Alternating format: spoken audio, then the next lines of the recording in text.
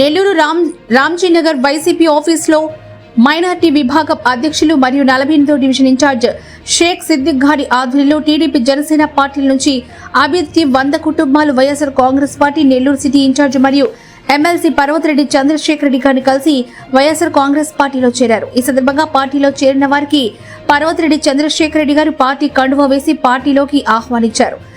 పార్టీలో చేరిన ప్రతి ఒక్కరికి సముచిత స్థానం కల్పిస్తామని పర్వతిరెడ్డి చంద్రశేఖర్ రెడ్డి గారు తెలిపారు. ఈ సందర్భంగా ఎమ్మెల్సీ పర్వతిరెడ్డి చంద్రశేఖర్ రెడ్డి మాట్లాడారు.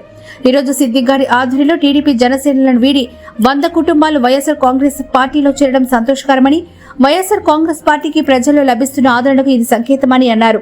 కూటమి ప్రభుత్వం అవలంబిస్తున్న ప్రజా వ్యతిరేక విధానాల వలన ఆ పార్టీ 11 నెలల్లోనే ప్రజాగ్రహానికి గురైందని అన్నారు. ఈ రోజు వైఎస్ఆర్ కాంగ్రెస్ పార్టీ పట్ల ప్రజలు పూర్తి విశ్వాసం వ్యక్తం చేస్తున్నారని తెలిపారు.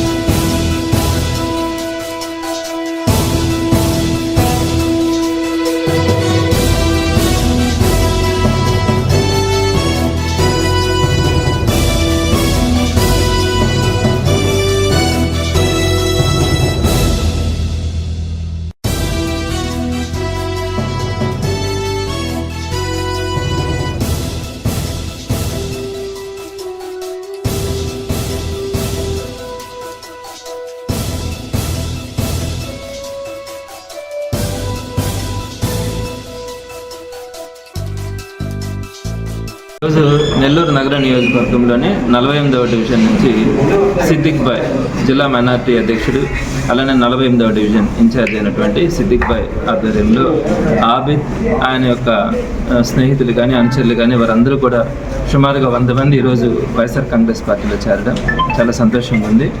కూటమి ప్రభుత్వం ఏర్పడిన తర్వాత ఒక్క సంవత్సరం కూడా కాకముందే 164 సీట్లు వచ్చినాయి. వాళ్ళకి ఎన్నో హామీలు చెప్పినారు, ఒక్క హామీ కూడా నెరవేర్చక ఈరోజు సంవత్సరం కాకముందే ఈరోజు తెలుగుదేశం పార్టీని కానీ ఆ కూటమి ప్రభుత్వాన్ని కానీ ప్రజలందరూ కూడా అసహించుకుంటా ఉన్నారు. చెప్పిన మాట ఒక్కటైనా కూడా నెరవేర్చకుండా ఈరోజు ప్రజలందరినీ కూడా రోడ్డు మీద నిలబెట్టినటువంటి పరిస్థితి చంద్రబాబు నాయుడు గారి ప్రభుత్వంలో కనపడతా ఉంది. సో ఇక్కడే అందరికీ కూడా ఒక విరక్తి భావం రావడం, ఈరోజు వైఎస్ఆర్సీపీని అనవసరంగా పోగొట్టుకున్నాం, జగన్మోహన్ రెడ్డి గారిని దూరం చేసుకున్నాం అనే బాధ ఈరోజు ప్రతి సామాన్యుల్లో కూడా కనపడతా ఉంది. కేవలం సంక్షేమ పథకాలే కాదు, అభివృద్ధి కానీ ఉద్యోగస్తుల్లో కానీ ప్రతి ఒక్కరిలో కూడా ఆ వేదన అన్నది ఈరోజు కనపడతా ఉంది. తిరిగి జగన్మోహన్ రెడ్డి గారు రావాలి, జగన్మోహన్ రెడ్డి గారు వచ్చినప్పుడే ఈ సమాజంలో అటు సంక్షేమం కానీ, అభివృద్ధి కార్యక్రమాలు కానీ, ఉద్యోగస్తులు కానీ ప్రతి ఒక్కరికి కూడా మంచి జరుగుతుంది అనే నమ్మకం ఈరోజు ఏర్పడింది. అంటే అమావాస్య చూసిన తర్వాతనే పౌర్ణమి విలువ తెలుస్తుంది అంటారు. అలా జగన్మోహన్ రెడ్డి గారి అనేక కార్యక్రమాలు ఆ రోజు చేసినప్పటికీ కూడా ఆయన బహుశా చాలా మందికి చులకనేది అంటారేమో. ఈ రోజు చంద్రబాబు నాయుడు గారి ప్రభుత్వాన్ని చూసిన తర్వాత ఈయన ఏ విధంగా నమ్మించి మోసం చేస్తాడని తెలిసిన తర్వాత ఈరోజు మరలా జగన్మోహన్ రెడ్డి గారు అయితేనే ఆంధ్ర రాష్ట్రానికి బాగుంటుంది, ఆంధ్ర రాష్ట్ర ప్రజలు మళ్ళా సుఖంగా, సంతోషంగా, సౌభాగ్యంగా ఉంటారన్న ఆలోచనతో అందరూ కూడా వైఎస్ఆర్సీపీలో చేరడానికి, ముందుకు రావడానికి ఇష్టపడడం కూడా జరుగుతుంది.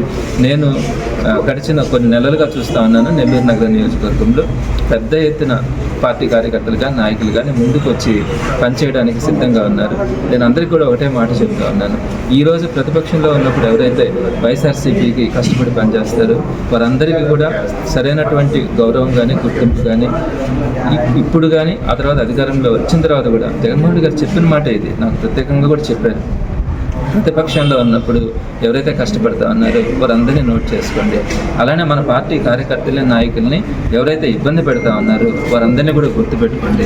మన ప్రభుత్వం వచ్చిన తర్వాత తప్పకుండా సహాయం చేయాల్సిన వాళ్ళకి సహాయం చేయడంతో పాటు ఎవరైతే ఇబ్బంది పెట్టడం కానీ, అరాచకం చేస్తూ ఉంటారో వారందరికీ కూడా తగిన శాస్తి చేయడం కూడా జరుగుతుందని కూడా ఆయన ప్రత్యేకంగా కూడా చెప్పున్నారు. కాబట్టి ఈరోజు పార్టీ కార్యకర్తల నాయకులు అందరూ కూడా ధైర్యంగా ఉన్నారు. వారికి ఏ ఇబ్బంది వచ్చినా కూడా పార్టీ అండగా ఉంటుంది. వారందరికీ కావాల్సినటువంటి ఏ విషయంలోనైనా కూడా పార్టీ ఇన్వాల్వ్ అయ్యి అందరినీ జాగ్రత్తగా చూసుకుంటుందని కూడా తెలియజేస్తా ఉన్నాను. త్వరలోనే జమిలీ ఎలక్షన్స్ వస్తే ప్రజలందరికీ కూడా మంచి జరుగుతుంది అని మీ ద్వారా అందరికీ కూడా తెలియజేస్తాను.